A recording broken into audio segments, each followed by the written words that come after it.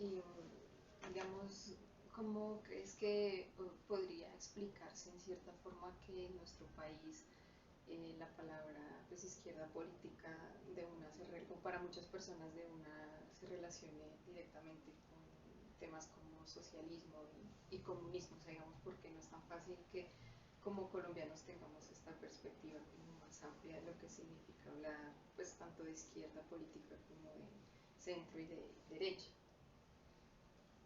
Esa es otra confusión que, digamos, todavía está presente en el mundo en general.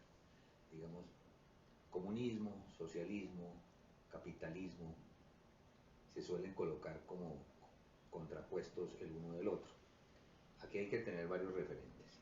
Vladimir Lenin, uno de los grandes ideólogos del marxismo y de esto del socialismo, del comunismo, de la lucha proletaria, pues el principal líder de la revolución rusa hace un siglo, revolución que fracasó hace 30 años, de manera tal que hoy uno podría decir no hay esa sociedad que quisieron construir los bolcheviques hace 100 años.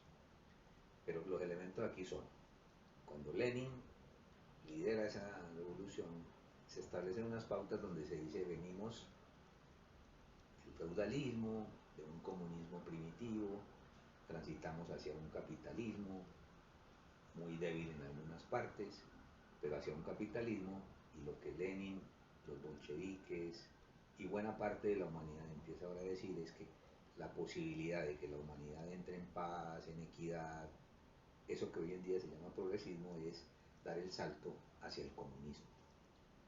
Ya, así se consigue. ¿Sí? Dar el salto hacia el comunismo. Sería como un salto cualitativo de una sociedad excluyente, injusta, violenta, antidemocrática, hacia una sociedad bien contrapuesta. Entonces aquí es donde empiezan las distinciones que es necesario hacer.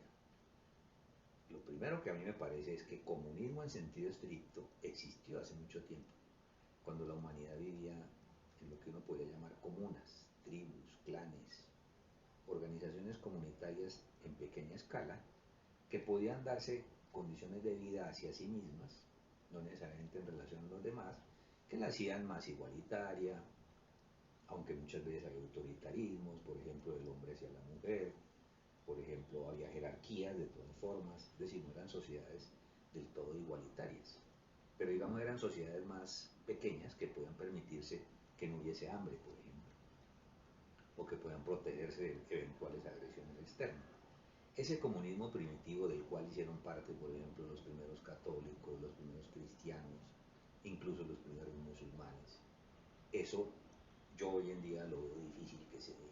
Es decir, que la humanidad vuelva como a vivir en esas condiciones lo veo difícil. Entonces, hago este comentario es porque hay muchísimas personas, yo en muchos sentidos me incluyo allí, que vemos las posibilidades de transitar de sociedades que no son igualitarias, que son excluyentes, que son antidemocráticas, la vemos como una utopía. Y en términos de utopía ha habido formulaciones socialistas, capitalistas, que tienen que ver con qué. Por ejemplo, del lado capitalista hay gente que dice que es posible que se pueda vivir en una sociedad que se fundamente en la propiedad privada y en las empresas incluso, y que eso permita mayor igualdad, mayor justicia, mayor democracia. Pero eso es una utopía por ahora. Porque cuando uno va a mirar, revisar las democracias en el mundo, a mí me parece que en realidad no hay ninguna democracia, ni la ha habido. Lo que hay son sociedades donde se eligen y donde se establecen tres poderes y controles. Y eso, digamos, ha sido asertivo en el sentido en que ha permitido que buena parte de la humanidad avance. Pero eso necesariamente no es la democracia. Es decir, reducir la democracia a las elecciones es simplificarla demasiado. Colombia hay elecciones desde hace mucho tiempo, pero elecciones viciadas casi siempre. Y fuera de eso hay pobreza y hay violencia, de manera tal que hablar de democracia en Colombia es como una exageración, creo yo. Entonces, digo yo, ha habido posturas de diverso orden que lo que muestran es que el capitalismo no es tan sólido como lo plantearon quienes, digamos, se, se ubicaron del lado de una ideología capitalista, fundamentada sobre todo en la iniciativa individual, la propiedad privada, y eso como fundamento de la libertad. el capitalismo está definitivamente asociado a la propiedad privada, a la iniciativa individual, como fundamentos de la libertad. Entonces, por ejemplo, cuando uno le dicen, usted puede elegir entre 10 productos distintos, pregunta que uno le puede hacer, si son distintos, que es como cuando uno va al supermercado, es decir, aquí la libertad se asocia es a la capacidad de compra que tú tengas de uno u otro producto, pero eso a mí me parece que es simplificar demasiado la idea de libertad, es reducirla a un hecho monetario, de bolsillo, y a un hecho de disponibilidad de unos bienes que uno no sabe exactamente qué contienen. En este país se aprobó la ley chatarra y el gobierno se ha hecho loco para reglamentarla. ¿Por qué? Porque es que la ley chatarra obliga a que todas esas cosas que llaman comida basura o comida chatarra tengan las especificaciones que digan que son dañinas. Prohibirlas es donde entra en juego esto de la libertad. ¿Cómo las voy a prohibir si lo que vivimos es una sociedad libre? Estados Unidos lleva discutiendo lo del porte de armas no sé cuánto tiempo, todos los días hay masacres, pero aún así insisten en que lo mejor es tener armas, porque precisamente hay tantos malos que si no tenemos armas los buenos, ¿cómo nos defendemos? Entonces, en el caso del mercado, es preferible que haya 8 marcas, así sean de 3 productores nada más, con especificaciones, digamos, bajas en salubridad, pero que le permite. Hay gente que está sosteniendo que la ley de chatarra va contra los pobres, porque los pobres viven de tiendas, y en tiendas donde venden gaseosas y talegos. Entonces, a esa vía, a ese ritmo, lo que estamos condenando es a que los pobres vivan una versión del capitalismo que genera es enfermedad, depresión, inequidades y un montón de situaciones. Entonces, ahí es donde uno dice, entonces, ¿de qué capitalismo hablamos? Entonces, toda esta reflexión al caso de Gustavo Petro, pacto histórico incluso.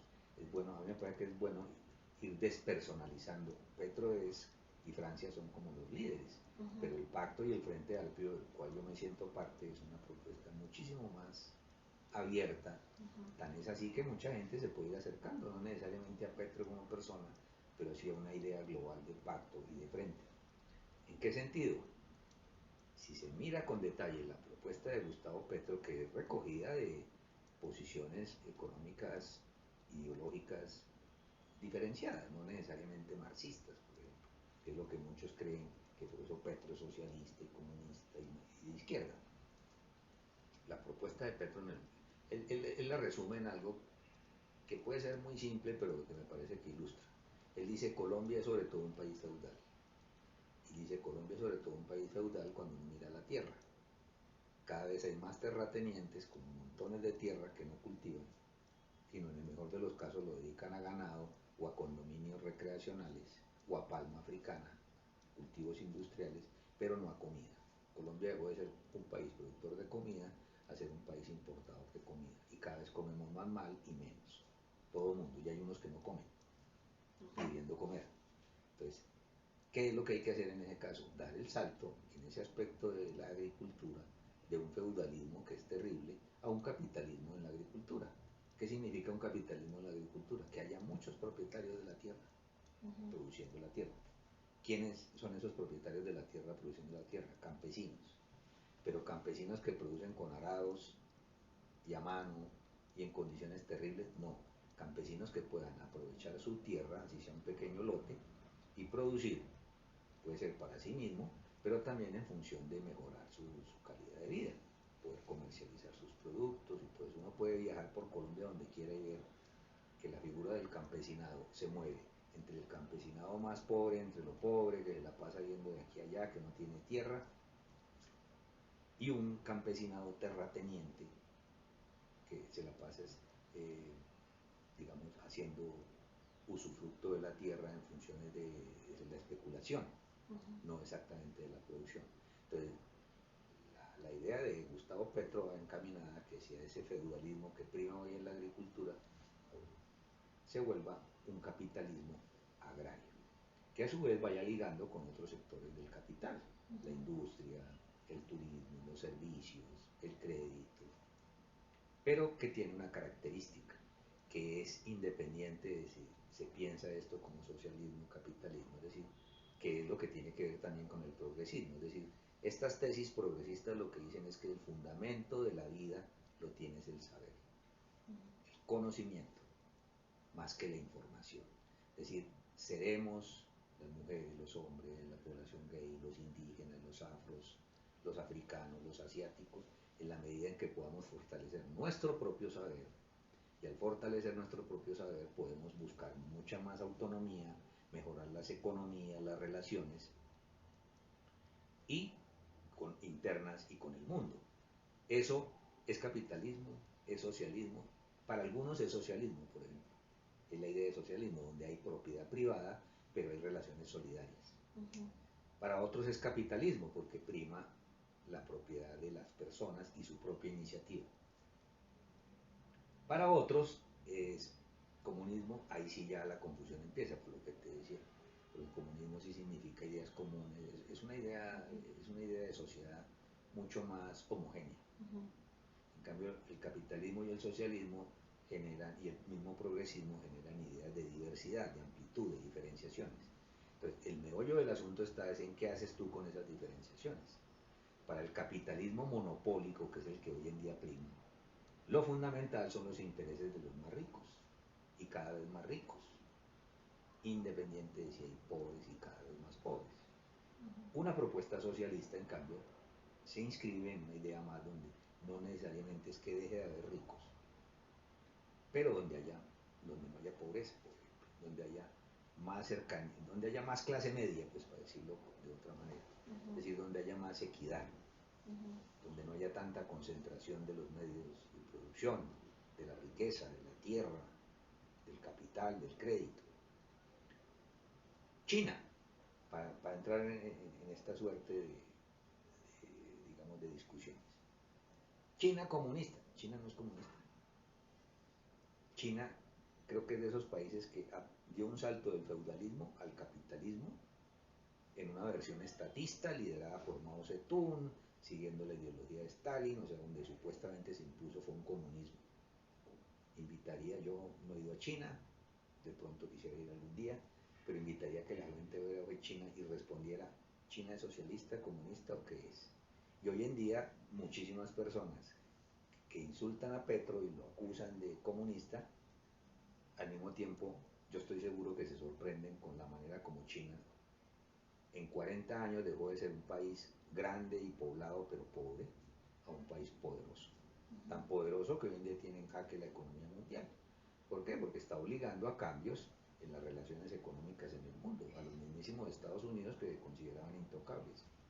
Y básicamente China llega a este punto generando su propio saber, creando sus propias universidades, sus propios inventores, sus propios fabricantes, dándole al campesino, permitiendo muchísimo capitalismo, pero también que el Estado, mediante una serie de mecanismos de control, pues posibilite que no haya tanta pobreza. Todavía hay mucha pobreza en China y muchísimas diferencias. Y China es un país estatista. Es capitalista, pero es estatista. Hay gente demasiado rica y hay gente demasiado con poco. Es decir, no es el mejor ejemplo para mostrar de qué capitalismo es que vamos. Rusia, que antes era la Unión Soviética, hoy en día es Rusia. Es un país comunista. Es un país estatista. Lo que pasa es que la principal fuerza de Rusia está en lo armado y en la producción de algunos bienes alimenticios, trigo, y en la disposición de recursos naturales, petróleo, gas. Pero Rusia, perdón, es un país que todavía tiene, digamos, elementos de un capitalismo mal formado. Entonces ahí están también como entre la ambigüedad de estatismo, capitalismo mal formado, socialismo. Europa, entonces uno dice Europa en gran medida ha resuelto más eso, en el sentido en que allí prima más sociedades más igualitarias, es decir, Europa habría cogido el camino de un capitalismo sólido, una democracia importante, pero digamos una idea de redistribución de la riqueza, por ejemplo, por los impuestos, pero sobre todo también porque Europa buscó, hoy en día tiene más problemas, pero Europa también buscó desarrollarse por sí misma. ¿Cuáles son los problemas? Que Europa, luego de unificarse, se mantiene dispersa y que, lejos de depender de sí misma, sigue cada vez dependiendo más de otros por recursos. ¿Qué tipo de recursos? Petróleo y eso.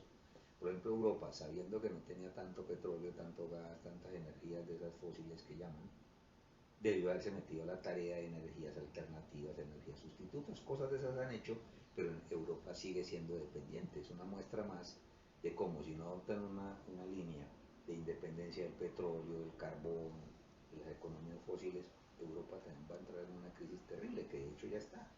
Europa, de ser como el líder, cada vez es más de cuarto o de quinto nivel, por encima hasta la misma India, a veces hasta el mismo Brasil, México, empieza a irrumpir, Estados Unidos, China, Rusia, algunos países africanos, Australia, en fin. Entonces, en resumidas cuentas, lo que yo digo es el planteamiento que se hace hoy en el Pacto Histórico Frente Amplio, que lideran Petro y Francia, tiene mucho que ver con el progresismo, que implica, entre otros factores, un capitalismo democrático. Es decir, mucha gente propietaria de tierra, pero autónoma en su saber, que pueda fortalecer su saber, sea autónoma en él y lo pueda trabajar en una empresa tecnológica o en el campo, producción de bienes orgánicos, no sé, producción de tecnología o en el área de la docencia, pero es decir, que hay una generación de saber propio que nos permita mejorar nuestra condición de país capitalista democrático, vale una denominación que no confunda tanto, sobre todo porque eso significa que haya propiedad privada. Es más, uno de los lemas que suelen olvidar los que por insultar a Petro dejan ese lema de lado, es Colombia, país de propietarios, que fue uno de los lemas fundamentales de la campaña de Carlos Pizarro antes de que lo asesinaran, cuando se lanzó a la presidencia de la República recién firmada la paz. Colombia, país de propietarios, que es un lema que no es original ni de Pizarro ni de Petro, sino es un lema que le da sustento un poco a la idea que he venido aquí exponiendo, y es que hay que mirar con atención de qué somos propietarios y cómo utilizamos esa propiedad. Y pues la mayoría de gente como nosotros es propietario solo de su saber. No tenemos grandes bienes, si el caso una vivienda, si el caso un apartamento que rentamos, si el caso un vehículo, si el caso un pequeño condominio. Y eso cierta clase media, pero la generalidad de la población es solo propietaria de su capacidad de trabajar, que tiene que ver con su conocimiento. Y pues si hay deterioro en eso, Corea, que es un país que Petro tiene mucho como referencia, Corea del Sur, a donde Colombia mandó tropas allá, quién sabe hacer qué, siguiendo la orden norteamericana, pero Corea era un país que en los años 50 era mucho más pobre que Colombia. Y hoy en día Corea es un país que está en la punta. Utilizó una línea que llaman de clonar y de copiar tecnología, como lo hizo Japón, como lo ha hecho de alguna manera otros países de Oriente. Pero lo que te digo, o sea, países como China, en alguna medida Rusia, y nosotros podríamos hacerlo también, es generación de saberes propios.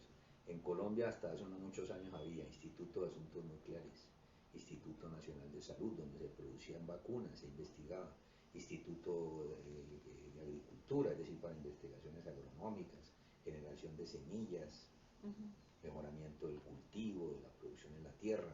O sea, aquí había una base investigativa bastante buena asociada a la universidad pública. Eso se destruyó hace 30 años. ¿Y por qué se sustituyó? Por la investigación asociada a los grandes capitales y a las universidades privadas. Por fortuna algo de eso se mantiene en la Universidad Nacional, pero se fue diluyendo. Entonces, en esta suerte de cuestiones que estamos aquí conversando, uno diría, una propuesta que se enmarque en fortalecimiento de los saberes propios, en el sentido en que eso ayuda a mejorar la calidad de vida, y eso es indudable, que eso no es ni socialista ni capitalista, sino es como un fundamento de lo que nos puede pasar de aquí en adelante. Para no seguir discutiendo sobre consideraciones ideológicas, hace poco se conmemoraron los 70 años, el 13 de junio, fue el golpe de Estado al gobierno conservador de Urdaneta. Rojas Pinilla llega al poder. Rojas Pinilla tenía una idea en la economía que llamaba socialismo a la colombiana, que estaba fundamentada en tesis que exponía un prestante economista colombiano, Antonio García, que tenía que ver, alguna gente lo asocia a lo que Chávez llamó en su momento socialismo del siglo XXI, Ujú. y no son exactamente lo mismo, pero eran ideas que más allá de si son populistas, que es otra denominación ahí que sale a resolver, buscaban de alguna forma fortalecer lo propio para de esa manera tratar de establecer una mejor relación con el resto del mundo. Error de Chávez, la relación él solo la fundamenta en petróleo, que sigue siendo el problema venezolano, Ujú. que es lo que quieren aquí muchos en Colombia, cuando dicen que es que nos vamos a ver como Venezuela. En ese sentido, Colombia es como Venezuela si sigue ese ritmo de querer vivir solo del petróleo. Bueno, y eso que le criticaban a Rojas del socialismo a la colombiana, así lo llamó él, luego con el Frente Nacional, liberales y conservadores hacen una manguala y lo empiezan a llamar desarrollo hacia adentro y sustitución de importaciones. Era lo mismo, Ujú. era buscar que el país produjera tuviera su propia producción industrial, agraria. Y Colombia, hay que reconocerlo en gran medida, por eso no ha habido crisis tan graves como muchísimos otros países, porque mal que bien aquí había una agricultura importante, había una industria textilera importante, alcanzó a haber una industria automotriz y de ensamblaje importante, o sea, pero se le dio primacía a la industria minera, Ujú.